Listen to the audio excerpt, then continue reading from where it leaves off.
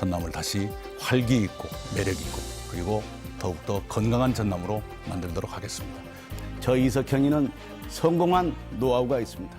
전남의 운명을 바꾸겠습니다. 전남을 잘 알고 있는 준비된 도지사 후보로서 낙후된 전남을 당당한 전남,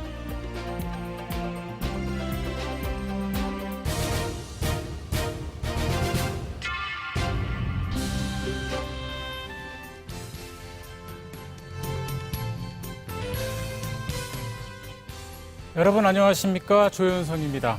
지역의 일꾼을 뽑는 6.4 지방선거가 이제 꼭 한 달 앞으로 다가왔습니다. 세월호 침몰 사고로 중단됐던 선거운동도 재개가 됐습니다. 새정치민주연합은 오는 10일 전남도지사 후보를 결정합니다.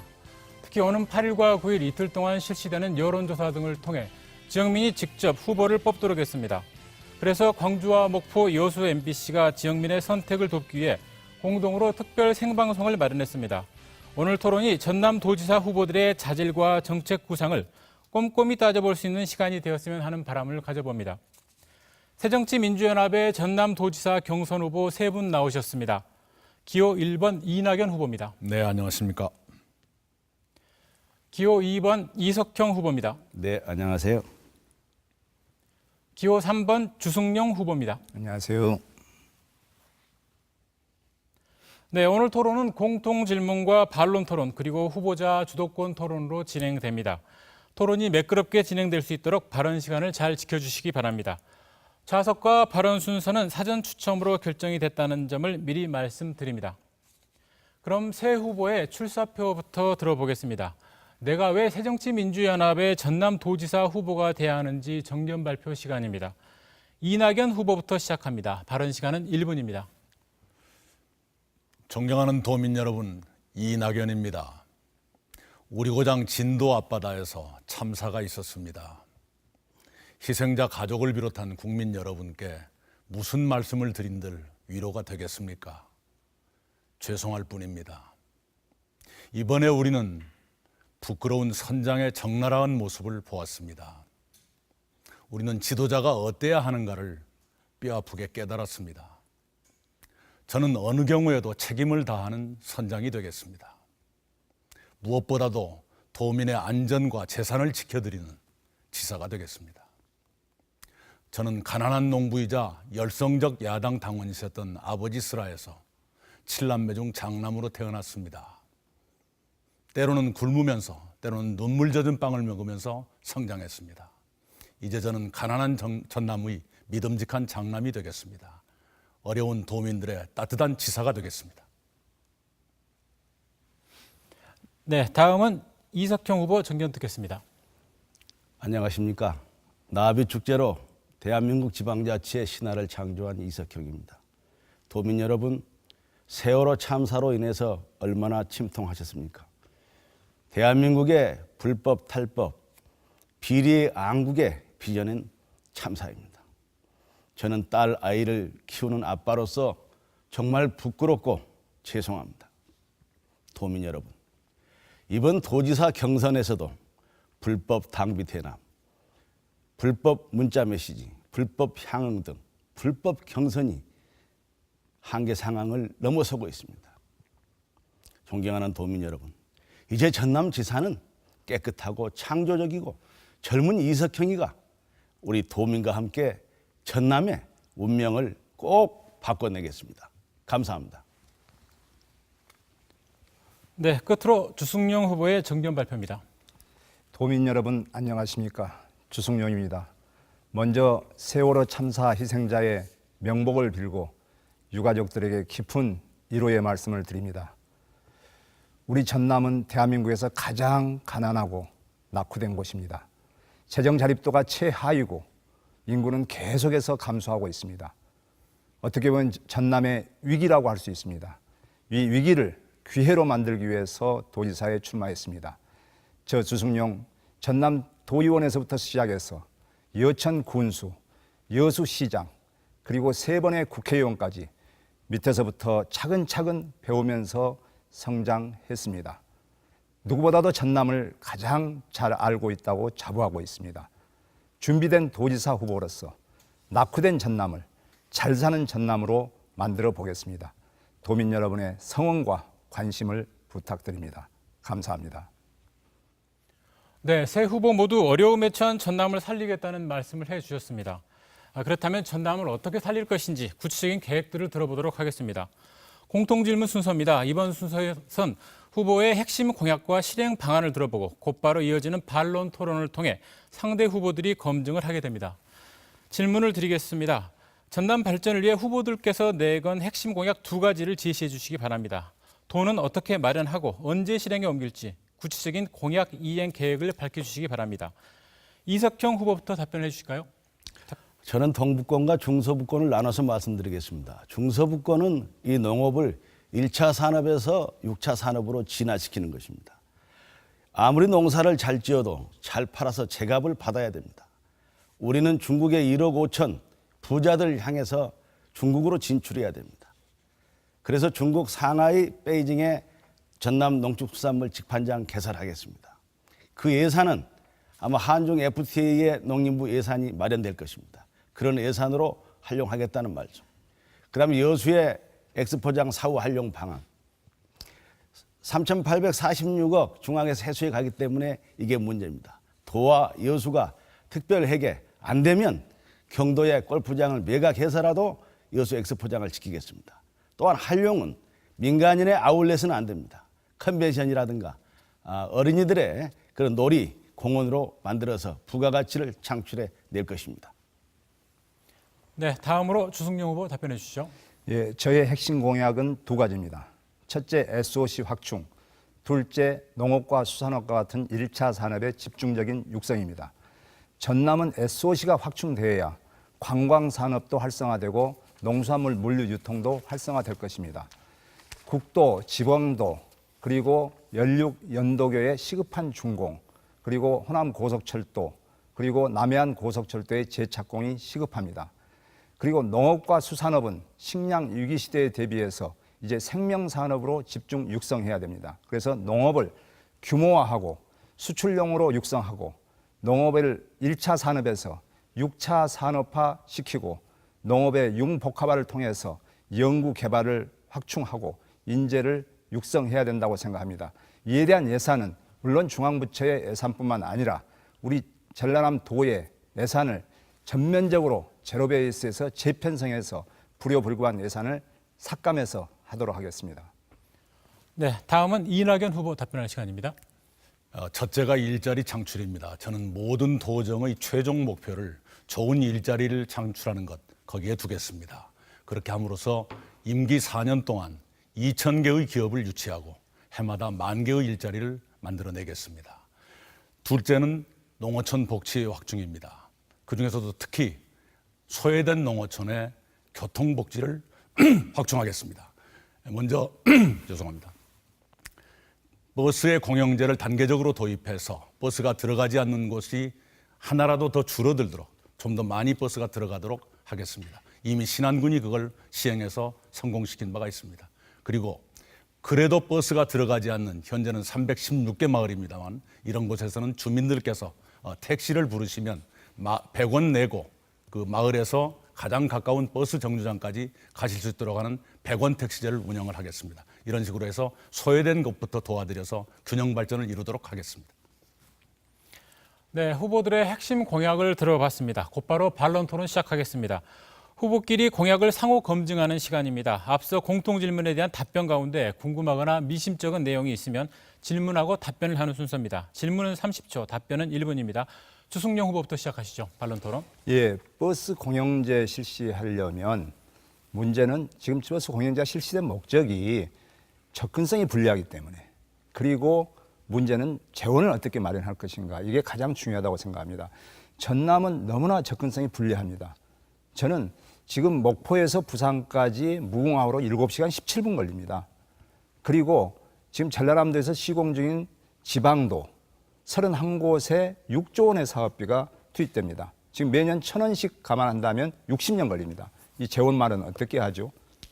네, 신안군은 전라남도 22개 시군 가운데서 재정 자립도가 20위, 끝에서부터 세 번째인 군입니다. 그 신안군이 버스 공영제를 성공시켰습니다. 버스 공영제를 위해서 버스 회사를 인수하는데 신안군이 쓴 돈이 8억 6천만 원입니다. 신안군이 성공했다면 다른 시군도 성공하지 못할 이유가 없다고 생각합니다. 저는 도가 일방적으로 그걸 밀어붙이는 것이 아니라 시군별로 판단을 해서 각 시군이 그러한 의지와 역량을 가지고 있다면 도에서도 도와드리겠다. 이러한 정책입니다. 이미 화순 그리고 순천 등지의 지자체장 후보들께서 이 제도를 동의하시는 분도 계시고 나타나고 계십니다. 그래서 그 문제는 큰 어려움 없이 될 수 있을 것이라고 보고요. 아까 접근성을 걱정하셨는데 접근성이 나쁘기로 치면 섬으로 이루어진 1,004개의 섬으로 이루어진 신안군만큼 나쁜 곳이 있겠습니까? 그렇게 접근성이 가장 나쁜 신안군이 성공했기 때문에 다른 시군도 성공할 수 있을 것이다. 이렇게 봅니다. 네, 이번에는 이낙연 후보가 반론 질문을 할 순서입니다. 이석형 후보께 질문합니다. 네, 이석형 후보님의 핵심 공약을 아주 잘 들었습니다. 농업이 생산에만 그치지 않고 가공과 유통까지 확산돼야 한다. 100번 동의합니다. 그런데 그것이 만만치가 않습니다. 이 후보께서도 잘 아실 겁니다. 농민들이 가공에 뛰어들고 유통에 뛰어들어서 성공하는 일이 그렇게 많지가 않거든요. 어떻게 하면 이것을 성공할 수 있을 것인지 하는 성공의 방법, 그것이 좀 듣고 싶습니다. 네, 감사합니다. 제가 봤을 때는 지금은까지 우리의 농업인들은 그 생산에만 익숙해 있었습니다. 그래서 이 가공에 대한, 특히 저는 이 가공 분야는 아주 섬세하고 감성적인 여성분들이 많이 참여한다고 봐요. 그리고 지금 뭐 4.5정이라고 40, 50대들이 전부 도시에서 기업에서 퇴출당하잖아요. 이런 기농 인구들까지 저희들이 유입을 해서 경영 마인드 또한 어떤 가공할 수 있는 그런 어떤 강점으로 활용한다 한다면, 그리고 무작위로 하는 게 아닙니다. 장목별로 또 어떤 지역별로 이걸 번역별로 선택과 집중을 하면 제가 봤을 때 그동안의 실패를 교훈 삼아서 아주 경쟁력 있는 그런 가공식품들이 만들어지면서 바로 이런 식품들을 저는 중국 부자들한테 팔자는 그런 생각입니다. 제가 뭐 현장에 있었기 때문에 그 부분은 또 전문가입니다. 네, 끝으로 이석형 후보 질문할 시간입니다. 지숙령 후보께 질문할 수 있습니다. 주승용 후보님께서는 상당히 농업에 대해서 공부를 좀 많이 하신 것 같아서 농업의 뭐 융복합 이런 말씀을 자주 하시는데, 그게 융복합을 해서 어떤 성과물을 내겠다는 어떤 구체적인 사례를 한 두세 가지 정도 말씀을 한번 해 주십시오. 예, 저는 아까도 이야기했습니다. 농업을 이제 규모화하고 또 가격의 널뛰기를 막기 위해서 수출농을 하고, 그 다음에 1차 산업을 6차 산업화하는, 방금 우리 이석형 후보께서 이제 생산만 할 거 아니라 가공도 하고 체험도 하고 유통을 하는 하나의 시스템에서 이루어지는 6차 산업화. 그 다음에 제가 이야기하는 농업의 융복합화. 이게 뭐냐면 바로 이제 농산물로 갖고만 판매할 거 아니라 이 농산물을 이용해서 의약품도 만들고 화장품도 만든다면 저는 엄청난 대박이 날 것이다. 이렇게 생각을 하고 있습니다. 그래서 이 융복합화를 통해서 성공하려면 연구 개발이 많이 이루어져야 된다고 생각합니다. 그래서 저는 농업기술센터라든지 농촌진흥원을 통해서 이에 대한 연구 개발 그리고 인재 육성을 하는 것이 저는 융복합화가 되고, 아까 한의학 산업 같은 것이 바로 한방 산업의 육성, 이것이 지금 한방 화장품이라든가 전국 매출의 한 25%를 차지하고 있기 때문에 이런 것을 집중 육성하겠다는 것입니다. 네, 새 후보의 질문과 답변 잘 들었습니다. 저희는 지금 새정치민주연합 전남도지사 경선을 앞두고 후보자 토론을 펼치고 있습니다. 토론 열기가 점차 달아오르고 있는데 이 열기를 주도권 토론으로 이어가겠습니다. 후보자 주도권 토론에서는 각 후보께 5분씩의 토론 주도권을 드립니다. 이 시간 동안 상대 후보에게 질문을 하고 답변을 들으면서 상호 검증하시기 바랍니다. 첫 번째 주도권 토론의 주제는 후보가 자유롭게 선정할 수 있습니다. 그리고 주도권 토론에선 찬스 발언 기회를 쓸 수가 있습니다. 토론이 충분하지 않았거나 이 말은 꼭 해야겠다 싶으면 사회자에게 요구할 수 있습니다. 그러면 1분의 찬스 발언 기회를 한 차례에 한해 드리겠습니다. 적절히 잘 활용하시기 바랍니다. 후보 한 명이 주도권을 갖는 순서이긴 하지만 건강한 토론 문화 위에 개인 비방이나 인신공격성 발언은 자제해 주시길 부탁드립니다. 먼저 이낙연 후보께 5분 동안의 토론 주도권을 드리겠습니다. 네, 주승용 후보께 여쭙겠습니다. 세월호 참사로 모든 국민들이 슬픔에 잠겨 있는 가운데 서로 치고받고 하는 것이 옳지 않다고 생각합니다. 마음이 편치가 않습니다만 그러나 또 여쭐 것은 여쭈어야 하기 때문에 몇 가지 질문을 드리겠습니다. 주 후보께서는 탈당과 입당을 여러 차례 반복하셨습니다. 탈당했다 돌아오는 걸 왕복으로 2회로 친다면 8번 탈당과 입당을 반복했다. 이게 여수 시민단체의 지적입니다. 그중에 3번은 경선 불복하고 경선 결과에 승복하지 않고 탈당을 하셨습니다. 그래가지고 무소속으로 출마해서 당선되셨는데 본인은 그것을 자랑스럽다고 얘기를 여러 차례 하셨습니다. 그리고 다른 당으로 옮겨간 적은 없다고 지난번 TV토론에서 말씀을 하셨는데 2002년에는 정몽준 씨 당에 가셔서 정몽준 씨의 전남 선대본부장으로 일하신 적이 있습니다. 이번에 새정치민주연합은 공천 기준을 마련하면서 경선 불복자는 공천 배제하는 그런 당헌 당규를 만들었고 중앙당의 회의에서도 그런 지침을 결정한 바가 있습니다. 자, 경선이 불공정하다고 해서 탈당해서 무소속으로 당선된 것이 자랑스러우시다면 이번에 경선 불복자를 공천에서 배제하기로 한 당헌 당규나 중앙당의 결정은 잘못된 것이라고 생각하십니까? 하는 것이 첫 번째 질문입니다. 두 번째 질문은요. 이번에 세월호에 대해서 금년 2월에 200개 항목을 점검했는데 200개 항목 모두 양호하다고 판정을 한 한국선급이라는 곳이 있습니다. 보도에 따르면 그 한국선급으로부터 주 후보께서 후원금을 받으신 것으로 나와 있네요. 그거에 대해서 해명해 주시기 바랍니다. 그리고 민간 해양업체들의 국회 로비 창구로 지목되고 있는 해양구조협회의 고문으로 올라가 계시네요. 그런데 그 해양구조협회가 이번에도 자기들이 그 잠수 업무 같은 것을 선점하기 위해서 해경도 못 들어오게 했다라는 그런 의혹을 받고 있습니다. 그런 단체의 고문으로 재직하시는 것이 어찌된 일인지 적절하다고 보시는지 앞으로도 계속 고문을 하실 것인지 그 설명을 해 주시기 바랍니다. 그리고 주 후보께서 지금 국토교통위원장이신데요.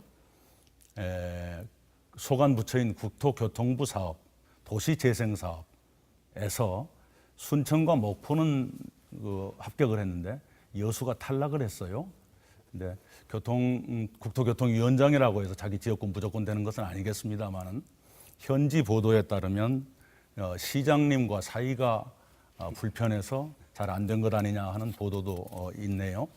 이런 것에 대해서 어떻게 생각하시는지 설명해 주시면 고맙겠습니다. 예, 먼저 탈당 문제에 대해서 말씀드리겠습니다. 저는 여수가 지역구입니다만은 여수에서 태어나지도 않았고 여수에서 학교를 다니지도 않았고 여수에 집안도 많지 않고 여수에서 정당도 없이 저는 여수에서 압도적으로 주민들의 선택을 받았습니다. 저는 탈당을 8번 꼭 이야기하시는데 3번입니다. 3번이시고요. 예, 그리고 그 기획 탈당, 소위 열린우리당에서 대통합 민주시당으로 하는 기획 탈당, 이것은 탈당으로 저희들 쉬지를 않습니다, 당내에서. 그런데 저는 정말 아까 사안에 따라서는 공천이 밀실 공천 그리고 또 불공정 현상일 때는 사안에 따라서는 불복해야 된다고 생각합니다. 그 당시는 제가 도의원 나오고 군수 나올 때는 정말로 무소속으로 출마한다는 것이 힘들었습니다.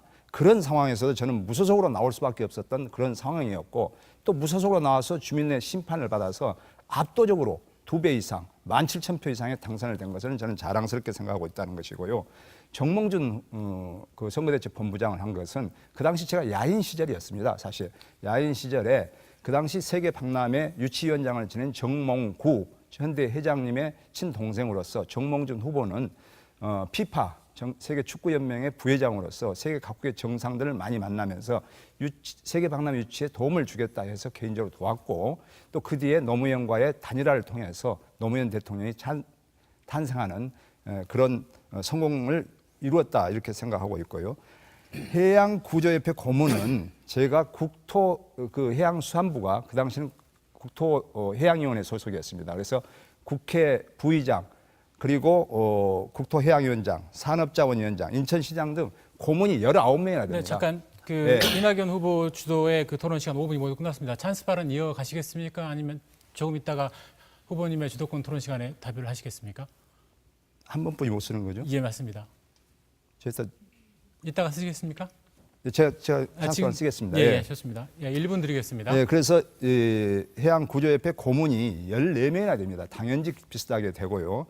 또 한국성급협회에서 쪼개기 후원금을 받았다라고 했는데 제가 몇 명을 받았는지는 모르겠습니다. 저는 그 당시에 2008년도 당시에는 저는 건설교통위원이었습니다. 그래서 이 해양수산부 또 이 성급협회하고는 전혀 무관한 상임위원회에서 그 몇 명 들어온 걸 가지고 저는 몇 명인지 모르겠습니다. 몇 명 들어온 거 가지고 후원금을 받은 거 가지고 문제 제기를 하는 것은 대단히 잘못됐다고 생각하고 우리는 세월호 앞에 누구도 우리는 자유로울 수가 없습니다. 우리는 모두 죄인입니다.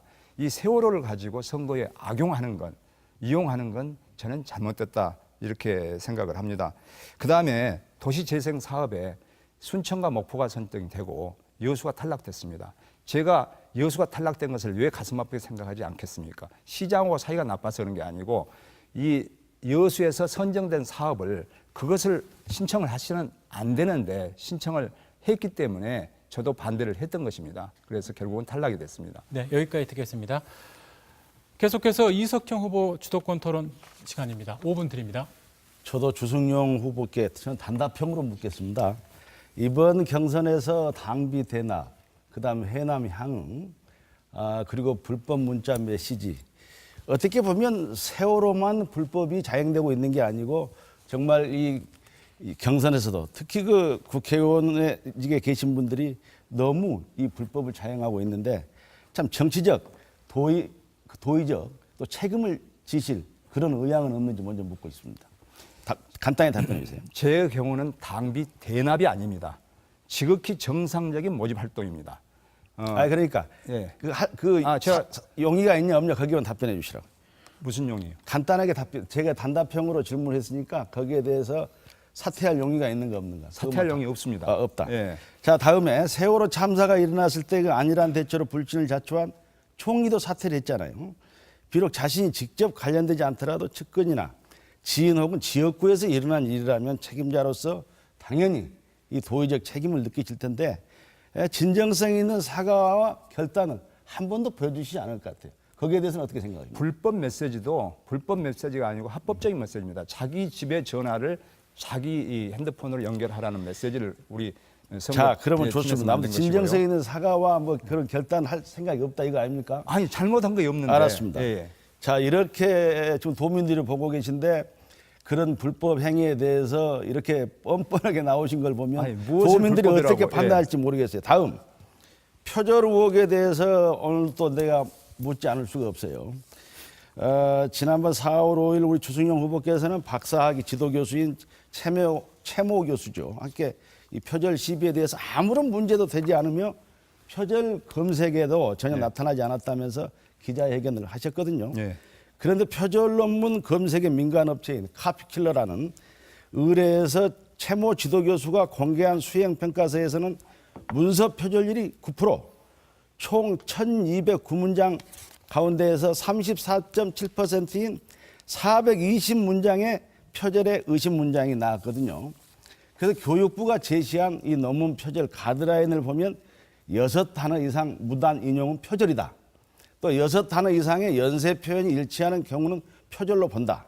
그래서 총 1209문장 가운데에서 표절로 의심되는 문장이 420개가 나왔다 한다면 이건 두말할 가치도 없는 명백한 표절이라 할 수가 있어요. 그래서 이 주승용 후보와 지도교수가 저는 이 사실을 애곡한 데 대해서 어떻게 보면 손바닥으로 하늘을 가리는 거 아니냐 하는 그런 생각이 들고 또한 제가 모 대학의 교수가 저희 사무실 찾아와가지고 그때 동일 문장이 전혀 없다고 제로라고 했는데 전체 문장 1209 가운데에서 표절 의심 문장이 420이다 하는 이런 부분을 구체적으로 자료를 가지고 왔더라고요.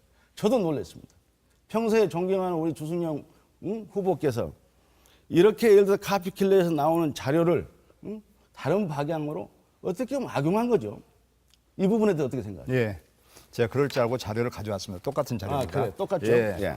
물론 이 피킬라가 지금 대한민국에서 가장 많이 이용되는 논문 검색 프로그램입니다. 예. 그런데 방금 말씀한 대로 논문 문서 표절률이 9%, 예. 0% 표절률이라는 건 없습니다. 대한민국에. 그렇죠. 예, 없고 전체 문장 지적하신 대로 1209문장 맞습니다. 예. 동일 문장이 하나도 없습니다. 동일 문장은. 예. 이 자체가 표절이 아니고요. 그다음에 표절 의심 문장이 표절 의심 문장입니다. 예. 이게 420문장인데 보시다시피 이게 지금 정확히 카메라에 나오는가는 모르겠습니다는 지금 이 표절 의심 문장입니다. 표절 의심 문장이 계속 돼 있는데 6단어 이상이 동시에 쓰여졌을 때는 표절로 봅니다. 예. 근데 6단어 이상이 동시에 해제된 데는 한 군데도 없습니다. 예, 한 군데도 없고 이게 지금 노란 표시가 된 것이 전부 다 이 표절이라고 하는데 예를 들자면 위한 대책 마련이 자, 그럼 여기 들어보세요. 제 시간이에요. 여기는. 대책 제 마련이 시간이니까. 시급한 실정이다. 이것도 표절로 자, 봅니다. 다음 답변해 주시고. 자, 그럼 학사 일정 가운데에서 예.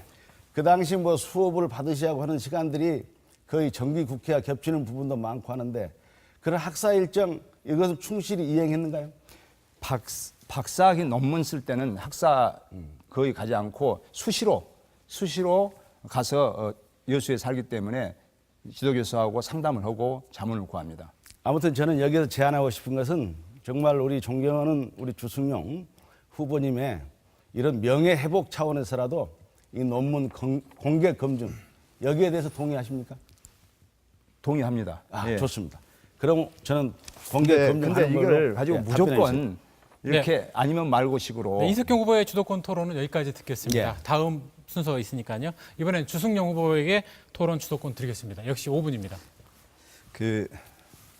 이 논문 표절 문제, 논문하면 표절이 문제입니다. 제가 작년 가을에 논문을 썼습니다. 도지사의 뜻을 두고 한참 활동하던 때에 논문을 썼습니다. 그리고 심사를 받았습니다. 상식적으로 제가 표절을 신경을 안 썼겠습니까? 이에 대해서 시청자 여러분들께서 판단을 해주시고요. 제가 이낙연 후보에게 묻겠습니다. 저도 대단히 죄송합니다만은 이낙연 후보의 당비 대납 의혹 너무나 심각한 문제이기 때문에 제가 지적하겠습니다. 저의 경우 저를 끌고 들어가시는데 저의 경우는 지극히 정상적인 당비 모집입니다.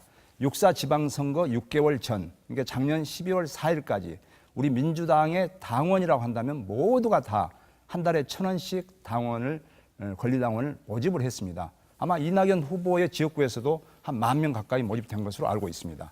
저는 지극히 정상적인 당비 모집이었고요.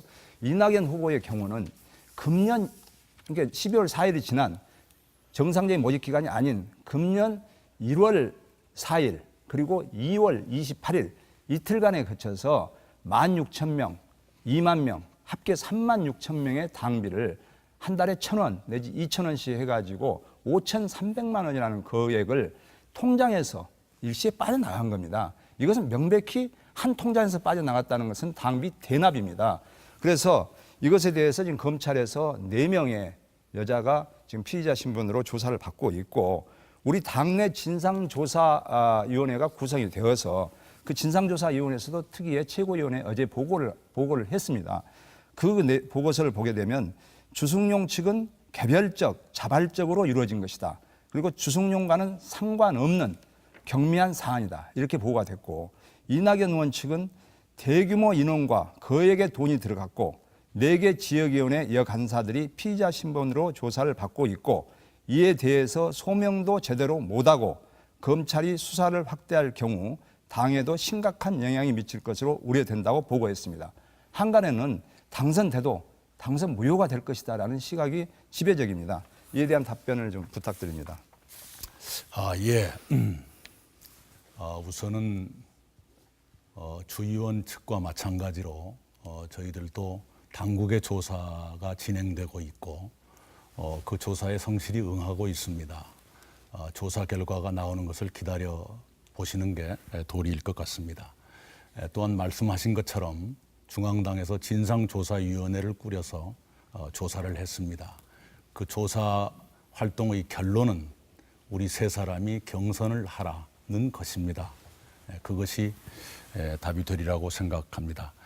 왜 금년 2월에 그렇게 많았느냐라고 하는 걸 저도 궁금해서 사후에 물어봤습니다마는 이런 것이 있었다고 합니다. 답변을 간단히 좀 해주십시오. 네, 물론입니다. 저한테 질문을 주셨으니까 성실하게 답변 드리겠습니다. 서로 간에 눈치 작전을 펴다 보니까 상대방이 대응할 수 없는 시기까지 모아두었다가 마지막 순간에 넣으면 상대방이 대응을 못할 것이다. 실무선에 말이 안 그런 되죠. 판단이 있었다고요. 2월 28일 날인데 예, 그 정도 해주시고요. 잠깐만요. 다음 그것이 거 소용 없었다는 일단, 아무 일단 찬스를 쓰십시오. 마치 차라리. 뭐 같으면 아니 찬스를 좀 아니, 해주십시오. 주승용 제가 후보의 제안을 주도권 토론 하니까요. 시간입니다. 참 다음 하나 묻겠습니다. 제 논문이 표절됐다는 의혹 누가 그의 메일, 투서 형식의 대메일로 수많은 언론사에 지금 메일을 보내서 제가 경찰에 수사 의뢰를 했습니다. 그동안 우리가 많은 토론을 했지 않습니까? 그때마다 이낙연 후보께서는 나는 모르는 일이다라고 부인을 하셨습니다. 그런데 최근 언론 보도에 의하면 이낙연 후보의 현직 5급 비서관, 양모 비서관이 순천 선거 사무실 캠프에서 그리고 광양과 순천의 PC방에서 이 투서 형식의 괴메일을 보낸 것이 확인이 됐습니다. CCTV에까지도 찍혔다고 합니다. 확인하셨습니까? 예. 정말입니까? 예, 그렇습니다. 책임지셔야 CCTV까지 확인이 됐습니다. 예, 자, 좋습니다. 5급 비서관이 현직 비서관이 후보하고 국회의원하고 상의도 없이 이 엄청난 짓을 했겠습니까? 저는 상식적으로 이해가 되지 않고 후보가 몰랐다, 나는 모르는 일이다 한 것은 정말 지나가는 소도 웃을 일이다 생각하고 있고요. 국회 메일을 도용당했다. 최근 이렇게 하면서 수사를 해야겠다 했는데 수사를 했습니까? 네. 수사를 했습니까? 했습니다. 도용했다고 수사를 했습니까? 네. 도용했다고? 네. 그리고 2번이나 경찰의 소환 조사에 지금 불응을 했는데 응했습니다. 예, 응했다는 것도 알고 있습니다. 네. 응해 가지고 이 도용됐다라는 걸 확인했습니까? 지금 조사 확인했습니까? 중에 있습니다. 조사 정보를 중입니까? 조금 이따 말씀드리겠습니다. 예, 그렇게 해서 국회 메일 자체를 네, 또 죄송합니다. 그 도용당했다면 주승용 후보의 주도권 토론은 여기까지 듣겠습니다. 자, 찬스 쓰겠습니다. 예, 찬스 발언 하시죠. 좋은 지적을 해주셨습니다. 분명히 말씀드릴 것은 저희 비서관이 어디로부턴가 배달된 익명의 100페이지 정도 되는 그 논문 검증이라고 할까 하는 것을 받고 그걸 읽고 난 뒤에 10명 정도의 지인들에게 자기 이메일 아이디 10년 동안 써왔던 그 나비나비라는 아이디로 보낸 것은 사실입니다. 이건 공유하자고 해서 보냈습니다. 그 이외의 것은 관여하지 않았습니다. 최근에 제가 확실하게 접수한 정보에 따르면 맨 처음에 그 문서를 작성한 사람 별도로 있고요. 그다음에 광양이나 순천의 PC방에서 대량 발송한 사람의 인적 사항에 관한 정보를 제가 가지고 있습니다. 필요하다면 경찰에 그걸 제공하겠습니다. 그래서 도용됐다라고 말하는 것이고 거기에는 상당히 심각한 음모가 작동하고 있다 하는 제가 확신을 가지고 있습니다. 그것이 수사되길 바랍니다. 네, 여기까지 듣겠습니다. 네, 이석경 후보 찬스 발언 안 쓰셨는데 네, 찬스 발언 쓰시겠습니까? 저 이낙연 후보님께 묻겠습니다. 예. 당비 대남 제가 봤을 때는 3자 기부 행위이고 정치자금법 위반에 또 대법원 판례를 봐도 당선자가 무효되는 이런 사례가 있거든요. 그래서 이 부분에 대해서도 제가 봤을 때 이 두 후보님이 공통적인 게 이번에 이 경선 과정에서 이런 불법을 두 분 다 한 3건씩 되거든요. 한 분도 거기에 대해서 도민 앞에 죄송하다는 말씀을 안 하신 데 대해서 자, 이런 분들이 과연 앞으로 도정을 맡게 되면 우리 도민들이 얼마나 우롱하겠는가. 나 이게 참 안타깝고요. 그리고 왜 하필이면 또 나비입니까? 10년 전부터 그 아이디를 써왔습니다. 그러면 그게 우리 한평 군민입니까, 그분이? 아니죠. 그래, 본인이 아니 누구나 나비를 좋아할 수 있는 것이죠. 아니 그러니까 나비를 좋아하면 그런 지금 이게 그런 나비 것이 축제는 우려됐다면 그 아이디를 그대로 아니, 제 이게 썼겠습니다. 나비 오히려 축제 기간입니다만은- 그것을 활용해서 대량 발신한 사람이 누구인지 네, 여기까지 듣겠습니다. 네, 1분 그래요. 찬스 발언. 도민에게 맡기겠습니다. 예. 예, 토론 열기가 아주 뜨겁습니다. 자유주제의 주도권 토론은 모두 끝이 났습니다. 잠시 쉬었다 가시겠습니다. 여러분께서는 지금 목포와 이호수 광주 MBC가 공동으로 마련한 새정치민주연합 전남도지사 경선 후보 토론의 특별 생방송을 보고 계십니다.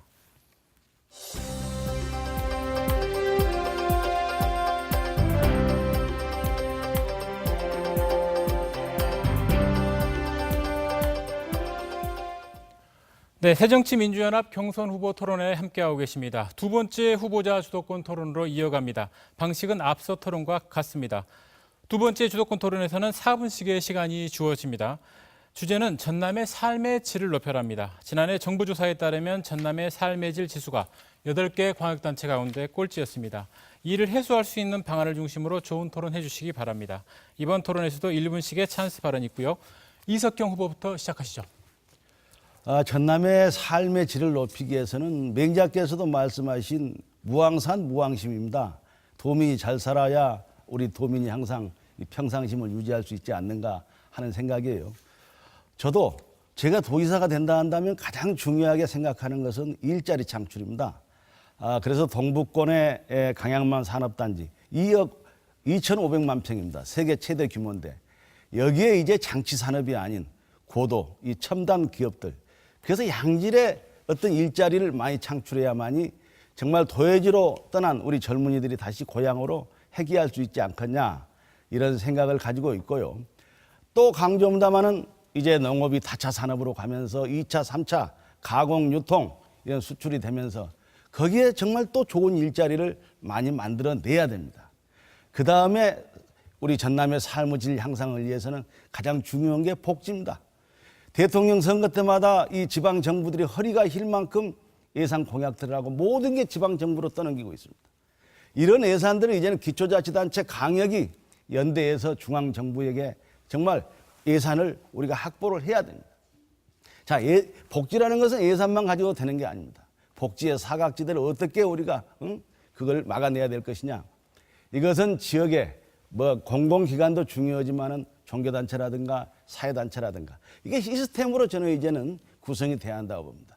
이번 진도 참사에서도 우리 그 사회단체들이 이 봉사단체들이 너무 그 아름다운 모습을 보여줬습니다만은 22개 시군이 곳곳이 그런 시스템을 만들어내겠다. 또 우리 전라남도가 삶의 질을 높이기 위해서는 전남은 원래 문화예술의 본향입니다. 문화예술이 아주 끼가 다분한 분들이 우리 전남 분들입니다. 그래서 시골에 살지만은 최소한 서울에서 상영되는 영화를 동시에 감상할 수 있고. 이석경 후보 죄송합니다만 질문을 해주시기 바랍니다. 아닙니다. 그래서 저는 이제 그런 어떤 보관들을 가지고 있다는 말씀을 먼저 드리고 우리 이낙연 존경하는 의원께 묻고 싶은 것은 정말 삶의 질 향상을 위해서 약자들, 여성이라든가 다문화 가족이라든가 우리 장애인들을 위한 그런 어떤 보관을 가지고 계시면 말씀해 주셨으면 합니다. 감사합니다. 우선 삶의 질 향상을 위한 소외계층의 복지 정책 시간이 많이 필요할 것 같아서 네. 다 설명드리기는 어렵습니다만은 조금 후에 저한테 시간이 오면 하겠습니다. 예를 들면 산후조리원을 공공형으로 만들겠다. 그래서 우리 다문화 가정이나 또는 생활보호자들이 아이를 낳고 산후조리를 하는데 도움이 되도록 하겠다는 그런 생각을 가지고 있고요.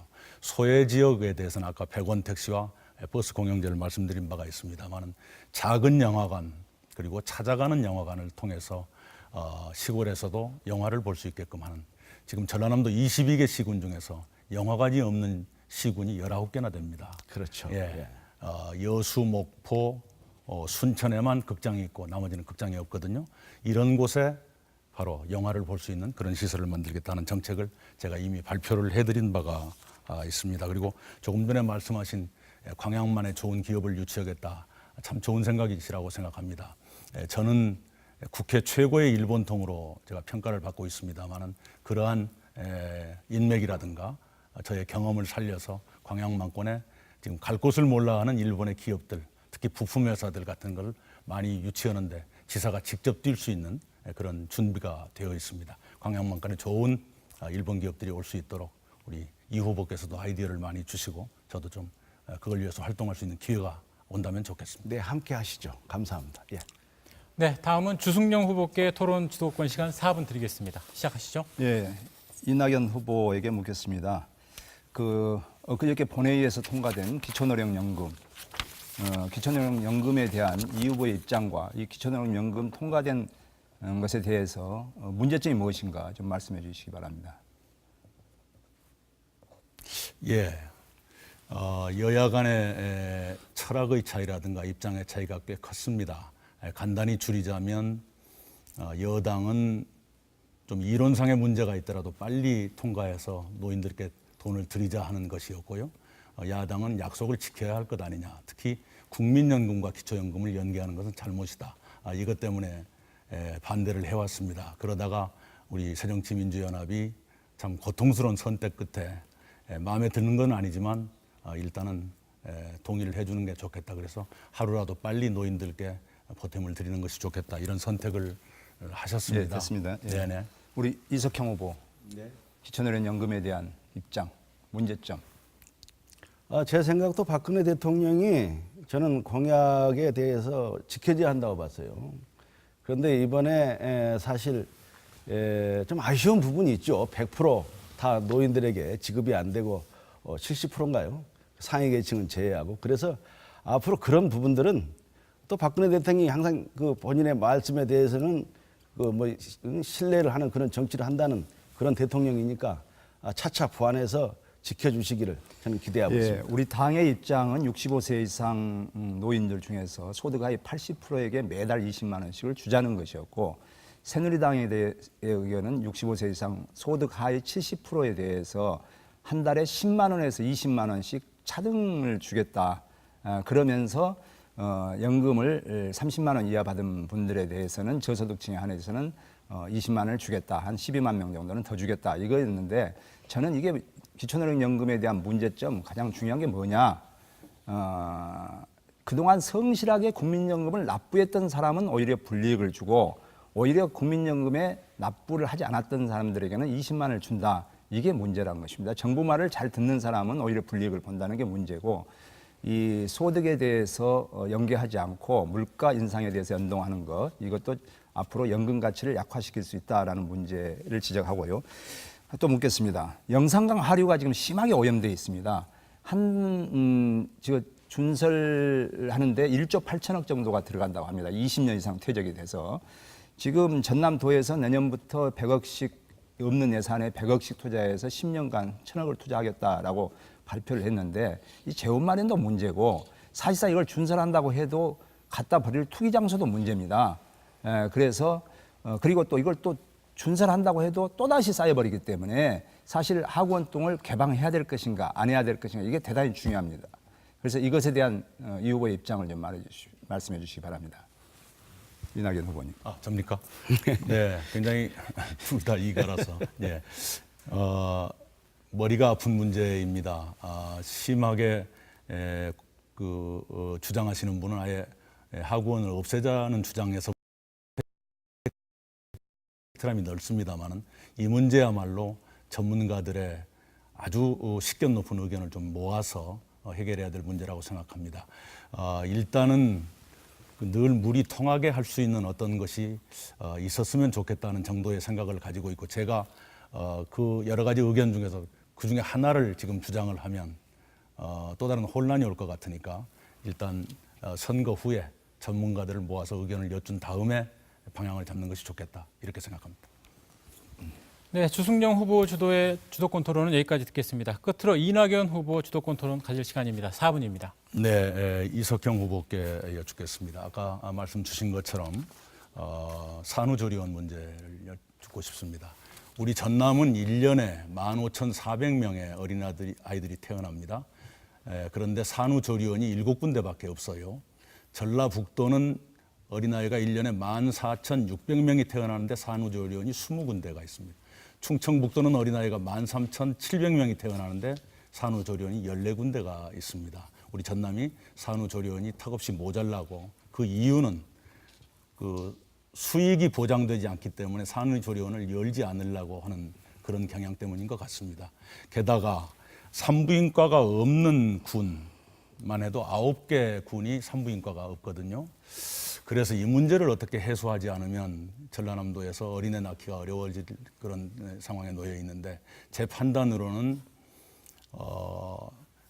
출산했을 경우에 산후조리에 드는 비용의 일부를 지자체, 도와 군이, 시군이 50대 50 정도로 도와드려서 산후조리원의 수익, 매출을 보장해 드린다면 개업하기가 쉬워질 것 아닌가 하는, 이런 식으로 해서 기존에 있는 산후조리원은 공공산후조리원을 지정을 해서 도와드리고, 새롭게 만들어지는 산후조리원은 그런 식으로 매출을 보장함으로써 해드리고, 이런 방식을 한번 썼으면 좋겠다는 생각이고요. 거기에 아까 말씀 주신 기초생활 보호자라든가 다문화 가정이라든가 하는 소외계층의 산모들께는 반값 정도를 지자체에서 부담해드리는, 도와드리는 이런 식으로 해서 출산을 장려하는 방법이 어떤가 하는 생각이고요.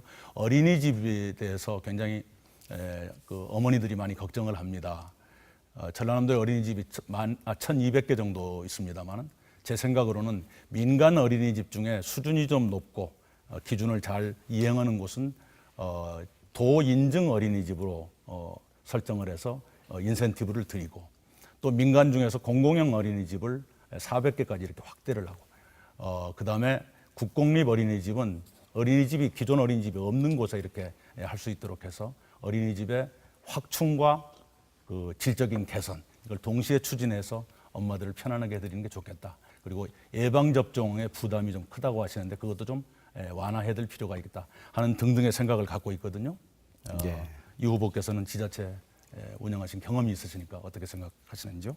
제가 군수 시절에 이 한평에 이 산부인과를 유치하려고 참 많은 노비도 했는데 그 전문의들이 도저히 수시타산이 안 맞다고 다시 가시더라고요. 그래서 뭐 주간 단위, 월 단위로 오셔가지고 보건소에서 그 산모들을 상담도 하고, 또 그분들이 이게 계속 그 체크를 해가지고 그 병원으로 가셔가지고 출산도 하고, 그런 어떤 그 방법들을 썼습니다. 그렇지만은 앞으로는 정말 우리가 애기 울음소리를 지금 못 듣고 있지 않습니까? 애기 울음소리를 듣기 위해서 특히 다문화 가족들이 정말 고마운 것은 이 출산을 참 많이 해주기 때문에 저는 항상 그분들한테 애국자라고 하거든요. 그래서 그런 부분은 이 도라든가 이 시군이 50%씩 그 보조를 하는 거 저는 아깝지 않다고 생각합니다. 당연히 해야 한다고 생각하고, 뭐 육아시설도 마찬가지죠. 지금 민간인들이 운영하는 그런 육아시설이 좀 한계가 있습니다. 그래서 그분들에 대한 어떤 그 수준도 높여야 되지만은 앞으로 도 차원에서 인센티브 차원을 주면서 인증을 주면서 더 집중 관리하고 잘하는 데는 더 인센티브를 지원하는 그런 방안에 대해서 저는 동의를 합니다. 앞으로 누가 지사가 되더라도 육아시설이라든가 어떤 산후조리, 산부인과 뭐 유치하는 거, 이건 함께 공동 노력해야 한다고 생각을 합니다. 네, 감사합니다. 네, 여기까지 듣겠습니다. 그 삶의 질을 주제로 한 주도권 토론 지금 시간 진행되고 있는데 세 분 모두 찬스 발언은 쓰지 않으셨습니다. 세 분 동의해 주신다면 넘어가겠습니다. 네. 네, 알겠습니다. 네, 새정치민주연합의 전남도지사 후보는 오는 10일에 결정됩니다. 여론조사와 공론조사를 통해 지역민이 직접 후보를 뽑게 되는데, 경선일을 엿새 앞두고 여수와 광주, 목포 MBC가 공동으로 특별 생방송 후보 토론 마련하고 있습니다. 지금까지 후보들의 공약과 생각, 그리고 전남 발전을 위한 구상 등에 대해 자유롭게 상호 검증을 해보았습니다. 다시 공통질문의 순서 마련했습니다. 후보들께서는 공통질문에 대해 1분 이내에 답변을 해주시면 되겠습니다. 첫 번째 질문입니다. 세월호 참사로 온 국민이 비통함과 분노를 감추지 못하고 있습니다. 총체적 부실평가를 받는 사고 수습 과정에서 전라남도의 역할은 찾아보기 어려웠습니다. 전남은 여러 자연재해에 유독 취약한데 지방정부 차원의 재난 대응과 위기 관리가 무척 중요합니다. 후보께서 도지사가 된다면 전남의 재난 대응 체계를 어떻게 마련할지 답변해 주시기 바랍니다. 순서에 따라 주승용 후보부터 답변하시겠습니다. 답변 시간은 1분 드리겠습니다. 예, 이번 세월호 참사는 발생은 인재입니다. 근데 거기에 대한 대응은 관제입니다. 이것만 보더라도 대한민국의 어떤 총체적 부실을 여실히 보여준 사건이라고 생각합니다. 안전점검, 교육훈련, 그리고 무리한 과적, 이에 대한 단속이나 교육이 전혀 없었다는 것, 이게 문제입니다. 저는 이번 재난을 당해서 가장 문제점이 뭐냐, 신속한 대응을 하지 못했다. 저는 선진국에서 보면 이런 재난사고가 발생하면 일선 지자체에다가 책임과 역할을 주어서 신속한 대응이 가장 중요하다 생각합니다. 예를 들어서 여수 산단이라든지 대불 국가산단에서 재난이 발생했을 때 우리나라 시스템은 어떻게 되어 있냐면 수습본부장의 산업통상자원부 장관, 그리고 사고대책본부장의 한국산업안전공단 이사장, 그리고 전라남도는 아무것도 할 일이 없습니다. 이런 것에 대해서 신성한 대응을 하지 못한 것이 가장 문제라고 생각합니다. 네, 여기까지 듣겠습니다. 계속해서 이낙연 후보 답변해 주실까요? 저는 세 가지 대안을 생각하고 있습니다. 첫째는 해양교통안전공단이 지금 없는데요. 이걸 신설하고 그 본부를 전남에 두자 하는 것을 중앙정부와 상의하겠습니다. 이것은 중앙정부가 들어줄 수밖에 없을 것입니다. 왜냐하면 전남은 섬의 66%, 바다 면적의 37%를 가지고 있습니다만은 연안 여객선 척수, 여객 수송 실적, 항로 개수 모든 것에서 전국의 50% 이상을 전남이 차지하고 있습니다. 그렇기 때문에 해양 안전은 바로 전남의 문제가 됩니다. 이것을 위해서 해양교통안전공단을 설립하고 본부를 전남에 달라는 게 첫 번째고요. 두 번째는 소방서 확충입니다. 이번에도 진도 소방서가 없다 보니까 팽목항에 출동한 것이 해남 소방서 직원들이 출동을 했습니다. 시간이 그만큼 잡아먹는 거죠. 그래서 전라남도 22개 시군 중에서 10개 군에 지금 소방서가 없는데요. 당장 다 하려고 그러면 돈이 드니까 중장기적으로 추진하되 그래도 소방서가 없는 것은 구조대라도 두어서 네, 여기까지 듣겠습니다. 긴급 출동을 할 수 있도록 그렇게 하겠습니다. 네, 끝으로 이석형 후보 답변해 주십시오. 저도 이번 참사를 보면서 우리 그 공직자들, 국민의 생명과 재산을 지켜내야 되는데 사명감이 없다. 그것은 저는 가장 원인을 인사 비리에서 찾고 싶습니다. 어떤 자리를 돈을 거래해가지고 그 자리를 앉아 있기 때문에 이 공직자들이 사명감이 없다는 것. 그래서 이 공직자들의 어떤 청렴해져야 한다는 것을 먼저 말씀드리고, 전 두 번째는 어떤 민간 그리고 공공기관 할 것 없이 평소에 과거에는 우리 민방공 훈련을 상당히 열심히 했습니다. 요즘은 좀 그게 희석됐습니다만은 평소에 그 재난재해에 대해서 대비를 해야 되겠다. 그다음 세 번째는 군 조직이 전시를 위한 조직인데 이제는 군 조직에 있어서 교육 훈련이 재난재해를 대비한 이런 어떤 교육도 3분의 1점은 이루어져 가지고 이 지역에 거주한 예를 들면 31사단, 예비사단 같은 경우가 이런 재해가 있을 때는 바로 투입을 해 가지고 뭐 소방본부라든가 경찰, 해경 동시에 이루어진다 한다면 입체적인 저는 대응 방안이 되리라고 생각을 합니다. 네, 어느 분이 도지사가 되더라도 지역민의 안전과 재산에 관련된 일이기 때문에 잘 마련하실 거라 믿습니다. 네, 이제 두 번째 공통 질문입니다. 농업 문제입니다. 농민들의 가장 큰 애로가 농산물 값의 급등락이죠. 농민단체에서는 농산물 가격 최저가격 보장 조례가 제정돼야 한다고 주장하고 있습니다. 이 조례에 찬성인지 반대인지 밝혀주시고 찬성한다면 막대한 재원 마련을 어떻게 할지 답변해 주시기 바랍니다. 지정한 순서에 따라 이낙연 후보의 답변부터 듣겠습니다. 네, 최저가격 보장조례 찬성합니다. 그 재원은 이미 중앙정부에서 틀이 마련되어 있는 가격 안정대 제도의 시행을 위한 그 기금 예산 그것을 부분적으로 활용하면 될 수 있을 것이라 생각합니다. 그러지 않아도 농산물 가격의 폭락 때문에 농민들이 굉장히 어려움을 겪고 있습니다. 지금 현재의 가격으로 보면 양파가 작년 이맘때보다 70%가 내려가서 지금 30% 수준이고요.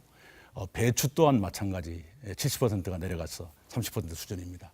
마늘은 절반 값으로 떨어져 있고요. 잡곡도 전부 절반 값으로 지금 내려가 있습니다. 이런 상태로는 농사를 계속할 수가 없습니다. 그래서 가격 안정대 제도, 기왕에 초기 단계에 있습니다만은 그 가격 안정대 제도를 빨리 내실화해서 가격이 일정 폭 이상으로 오르지 않는 한 수입하지 않고 일정 폭 이하로 떨어지면 보전해주는 이 제도를 빨리 확립해야 되고 그것의 일부로서 최저가격 보장제 찬성합니다. 네, 좋습니다. 다음 이석형 후보 답변해 주시죠. 저도 최저가격 보장제에 대해서는 적극 찬성을 합니다. 그러나 이제 재원이 문제겠습니다만은 정부라든가 지방자치단체라든가 어떻게 보면 농민들이 요구는 그때 그 욕구만 충족시켜줄 게 아니라 이런 중장기 어떤 계획을 세워가지고 기금을 충분히 마련한다는 거. 그리고 제가 여러 차례 강조했습니다만은 이게 한중 FTA든 한미 한호주 FTA를 하면서 자동차라든가 이런 전자제품이 많은 이윤을 남기기 때문에 자동차 수출하면 그 한 대당 농업 지원세라든가 이런 명목으로 해서 입법화해가지고 그런 예산까지 확충을 해서 기금을 만들어 놓으면 이 가격 최저 보장제를 지원을 하는데 훨씬 더 이 어려운 지자체에서도 원활하게 될 수 있지 않겠는가. 그래서 우리 두 후보님이 3선, 4선, 다선 의원들인 만큼 정말 앞으로 국회에서 이런 대기업들 편을 들지 말고 우리 농어민들의 편을 들어서 그런 입법 활동을 좀 해주시라는 당부 말씀드립니다. 네, 좋습니다. 끝으로 주승용 후보 답변해 주시죠. 저도 조례 제정에 적극 찬성입니다. 지금 현재도 농산물 가격 안정 제도를 실시하고 있습니다만은 품목이 제한되고 있고 또 지원 절차가 대단히 까다로운 게 문제입니다. 저는 이런 것을 위해서 농산물 가격 안정 기금을 조성을 해야 되는데 아쉽게도 우리 전남은 아직까지 조성이 되지 않고 있고 전남의 7개 시군에만 약 290억 정도 농산물 가격 안정 기금을 조성해서 운영 중에 있습니다. 저는 마늘, 양파라든가 이런 채소 가격이 폭락하는 것이 매년 반복되고 있습니다. 저는 도지사가 되면 한번 건의하겠습니다. 중앙정부에. 지금 남북 교류 협력 기금이 있습니다. 또 ODA 원조 기금이 있습니다. 이런 남북 교류 협력 같은 데서 우리 농산물을 좀 구입을 해가지고 북한에 인도적 지원을 하는 방법, 그리고 또 ODA 자금으로 아프리카 같은 데 후진국에 이런 농산물을 지원하는 방법을 적극 중앙정부하고 협의해서 안정적으로 농산물을 생산할 수 있도록 그렇게 만들어 보겠습니다. 네. 새정치민주연합의 전남도지사 후보로 나선 이낙연, 이석형, 주승용 경선 후보의 열띤 토론 지켜보고 계시는데 이제 마무리할 시간입니다. 세 분 후보께 1분씩의 마무리 발언 시간을 드리도록 하겠습니다. 마무리 발언은 이석형 후보부터 시작하겠습니다. 도민 여러분, 오늘 토론 잘 지켜보셨습니까? 정말 세월호 참사의 그 불법 탈법으로 인한 우리 어른 아들, 딸들의 그 아픔을 생각하면 정말 눈물이 납니다마는 이런 선거 과정에서도 불법 탈법을 자행한 저는 두 후보는 정말 도민 앞에 회개하는, 석고대죄하는 그런 모습을 보여주셨으면 합니다. 이러한 분들이 정말 도지사가 된다 한다면 계속 불법 탈법이 자행되고 우리 전라남도 마저 저는 침몰되지 않을까 하는 이런 우려감이 듭니다. 도민 여러분, 깨끗하고 정직하고 창조적이고 역동적인 젊은 이석형에게 전남을 맡겨주신다 한다면 도민 여러분을 섬기면서 1등 전남으로 만들어 놓겠습니다. 도민 여러분, 감사합니다. 네, 주승용 후보 마무리해 주시죠. 예, 우리나라의 지방자치가 도입된 지 만 24년 됐습니다. 이제는 지방의원 출신이 그리고 시장 군수 출신이 도지사도 되고 대통령도 되는 시대가 도래했다고 생각합니다. 저는 여천 군수 때 중앙정부의 세계 박람회를 최초로 건의하고 여수시장 때 국가교육으로 확정해서 국회의원 때 성공적으로 개최를 했습니다. 지역의 발전을 한 20년 이상 앞당겼다는 평가를 받고 있습니다. 저 주승용, 특정 정당의 공천만 받으면 무조건 당선되는 시절에 무소속으로 도의원, 무소속으로 군수, 무소속으로 시장에 압도적으로 당선되었습니다. 저는 도지사가 되더라도 현장에서 도민들과 함께 부대끼면서 현장에서 문제점을 찾고 현장에서 답을 찾는 현장 도지사가 되도록 하겠습니다. 도민 여러분께서 많은 성원과 관심을 부탁드리겠습니다. 감사합니다. 네, 이낙연 후보 마무리 발언해 주시기 바랍니다. 저는 김대중 대통령님의 권유로 정치를 시작해서 4선 국회의원이 됐습니다. 그동안의 국정의 거의 모든 분야를 경험했습니다. 특히 국회 농수산위원장, 당에서는 사무총장과 꼬마민주당 시절의 원내대표, 그리고 한일의원연맹 간사장과 수석 부회장을 경험했습니다. 저는 지방을 알고 중앙을 알고 세계를 안다고 자부합니다. 지방만 알아서는 지방을 발전시킬 수가 없습니다. 중앙도 알고 세계를 알아야 지방을 발전시킬 수가 있습니다. 제가 거기에 합당한 사람이라고 감히 말씀드립니다. 저는 아버지 때부터 2대째 민주당을 한 번도 떠난 적이 없습니다. 저는 이제까지 비리에 연루된 적도 없습니다. 이것은 전라남도의 얼굴로서 매우 중요한 덕목이라고 생각합니다. 제가 거기에 합당하다고 판단해 왔습니다마는 도민 여러분의 성원을 부탁드리겠습니다. 네, 세 분 후로 오늘 토론에 응해주셔서 감사합니다. 남은 경선 일정 기간 동안에도 정정당당한 모습 보여주시길 바랍니다. 새정치민주연합의 전남도지사 후보는 엿새 후에 결정됩니다. 오늘 토론이 지역민의 선택에 많은 도움이 되었길 바랍니다. 광주와 목포 여수 MBC가 공동으로 마련한 특별 생방송 여기서 마칩니다. 여러분 고맙습니다.